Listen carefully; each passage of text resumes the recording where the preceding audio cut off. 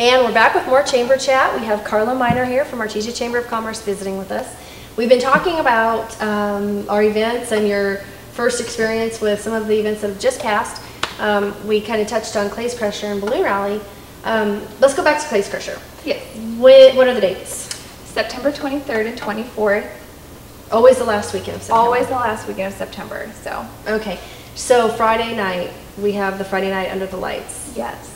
5 stand, which you probably don't really know what that is just yet. No. Okay. Yeah. Fun shooting game. Yeah. I just heard that people last year, there were so many people wanting to do it that a couple of them were shooting into the middle of the night. They stayed late. They stayed very late. It's a fun event. We usually have hamburgers out there and the shooting, and it's a lot of fun. It's very safe. Yes. Very safe, very strict rules, and we have range safety officers, you know, on board and all that. Saturday, we have 2 rotations, 100 target rotations.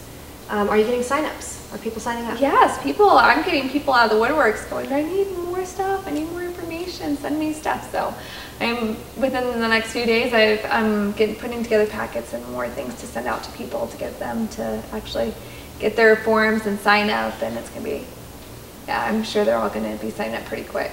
Very good. So you're pretty excited to see how this one works? Yes. Are you going to try shooting? Yes. You got to try it. You got to try it at least once. I know it's going to shoot me way back, but it's okay. It's a lot of fun. Balloons and bluegrass, same thing. Do you have any experience with hot air balloons, or have you been around them much? Yeah, actually, I'm originally from Santa Fe, and I moved to Phoenix when I was 9. So during the fall, that was what we went to go do, was go to the Albuquerque Balloon Fiesta for I don't know, as long as I can remember. And we'd wake up at the crack of dawn and get there as soon as the sun was starting to peak, and get to do the different balloon activities and the countdown to do the light off, or whatever it's called. Yeah. And so I love balloons, and I've always wanted to go up on one. So maybe if I can make good friends and they can let me ride it. Yeah. Well, this is the year for that, I suppose. Yes. You've got to experience it to know what you're marketing. So yes. How's that? Yes. Yeah. So you didn't get to fly when you went to the Balloon Fiesta. No. And that, we've talked about this. This is kind of one of the advantages of attending the Balloon Rally here in Artesia. It is such a small event, relatively speaking. Yes. Compared to the Balloon Rally, the Fiesta, that you can actually have a whole experience from beginning to end. Yes, like these pilots want a crew, so if you come and sponsor, you get to go out there and from beginning to end, blow up the balloon, ride the balloon, you know, land it, and do all the fun stuff that has to go with a hot air balloon that, you know, you may only get to stand next to or see, you know, in the sky, but not actually get to enjoy and be a part of. It's an early morning. Yes. But it's definitely worth getting up for. As long as there's plenty of coffee, I feel I'll be okay. There will be coffee. As long as you get coffee there will be coffee. Yeah. That's your job. So, yeah, coffee and donuts will always get you going in the morning, and then you can take a 10 o'clock siesta. Yes, with the bluegrass music. I'm excited. Right. And it is not unheard of to see one of the chamber ladies out in the grass at the derrick floor taking a little snoozer. With the bluegrass music playing, and that's gonna be it's a lot of fun. It's a really great time. Yes. Really great time. Balloons and bluegrass, that kind of wraps up the season, but that doesn't mean you don't have anything to do. Yeah. We'll be moving into the Shop Artesia promotion, and you'll have your hands full with that as well. Yeah, which starts like the second week in November, so right after. That'll be starting really soon. Yeah. And we'll be promoting the shopping season, the holiday season, and hoping people will shop local and encouraging that, and hopefully doing our giveaways and all that good stuff. Decorating downtown and getting it all nice and pretty for Christmas. So it'll be a lot of fun. And you've met Rebecca at Main Street, so you'll be partnering with her on a lot of good stuff, and so you're learning your way around. Yes. Now, you come from Phoenix. Yes. We just talked about that. The heat isn't much of a surprise to you. No, you know, but I always tell everybody, once you hit 100 and something, it's still 100 and something. It doesn't matter anymore. Yeah, it's still hot. I mean, there's different degrees of hot, but once it's hot, it's hot. Yeah, all the way hot. Yes. Yeah, and it has been. So, but at least you're not in any kind of shock as far as that goes. No, it's a little bit more windy here than Phoenix. The wind doesn't necessarily blow that often. So, but I like everybody else, just waiting for the rains to really hit in. So hopefully it hasn't. And I mean, everybody's in need of the spring. It's very sad, but hopefully soon. We were talking about the big windstorms in Phoenix that made national news. Yeah. Tell us about that. Tell us. It's, you know what, it's just been a part of life, and I think they're called a haboob, which is a really funky word, but just like in the Saharas, you get this big cloud of dust, wall of dust coming in at you, and you look at it and it looks like it's a mile high, and there's nowhere to go. So if you want to stay inside, you better stay inside. They pass within 10 minutes, and they only hit certain sides, and where I grew up was on the south side, and usually that's when they would come in. And so I remember a couple of times as a child that the outside would be completely orange, and it's not as deadly as the Saharas for sure, but it can still be dangerous. And this last one in Phoenix, or not the last one, but the last really big one, it was the biggest they've ever had. And I actually had a really good friend who was driving in the middle of it, and she said she had to pull over and her car was rocking back and forth, and it's pretty scary. So I always miss the fun stuff when people.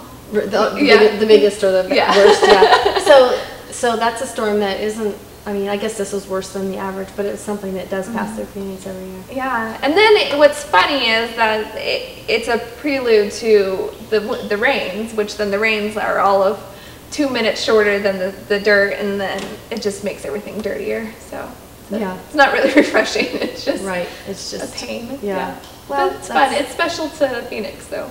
Right. We take ownership. Yeah. Well, here we've got the heat, and we will have the winds. It's usually not that dramatic, but we'll hit our windy season. You just haven't been there yet.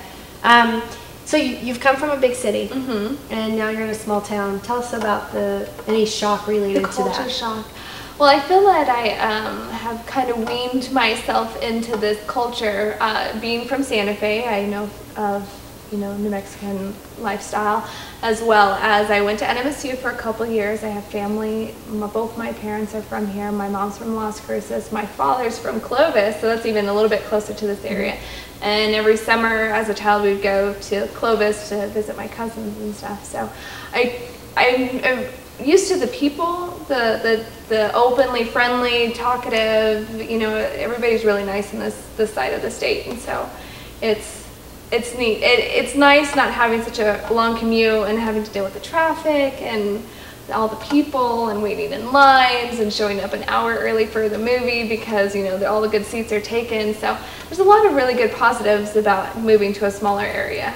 Obviously everybody complains about the lack of restaurants, but then it gives something to look forward to when you go elsewhere, I guess. Right, that's a good way to look at it. And we do have good places to eat. It's just the selection isn't as broad. Yeah, exactly. Yeah.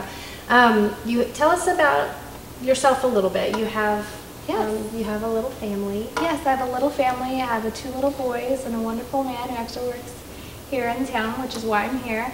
And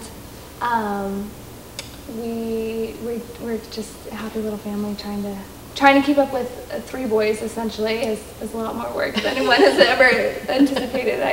But I love it. They're the joy of my life, and I don't look forward to anything more than just being with them. And they love it here as well. So now your little ones are how old? They're 3. They're both 3. They're both 3, and they're full of it. So full of 3-ness? Yeah, full of 3-ness. So they're looking forward to life in this town. The change for Dylan is Dylan's mine. Yours. Yes. Is he adapting well to? Yeah, he calls us home, and he keeps saying we're going to New Mexico. And I was like, well, we're still here. We're still in New Mexico, but yeah, we're in New Mexico. And he has Artesia. He can say Artesia now. So they're both learning, and they know this is home, and they know it's their house and their place, and it's something they can take hold of. So they're really excited about that. That's good. So Artesia's suiting you. Yes. Just fine. Yes. Good. How do people get a hold of you?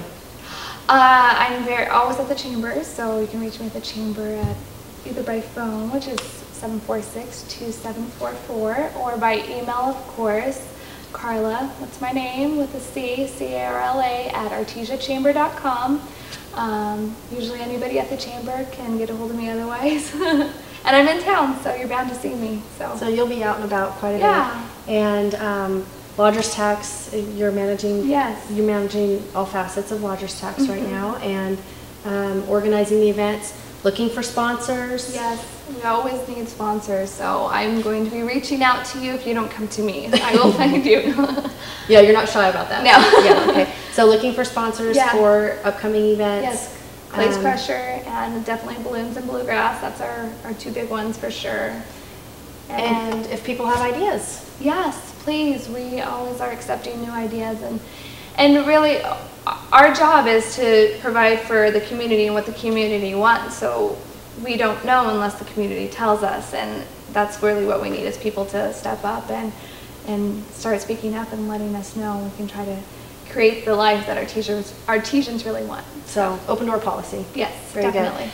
Well, we're just excited to have Carla on board, and it's been a good transition from Debbie to Carla, and we're looking forward to many good years of event planning and, Yes. and fun stuff for Artesia coming out of Carla. So no pressure. Well, thanks for being with us today on Chamber Chat. I appreciate it. Thank you for having me. And thank you, audience, for watching another episode of Artesia's Chamber Chat. Join us again next time for more great news about Artesia.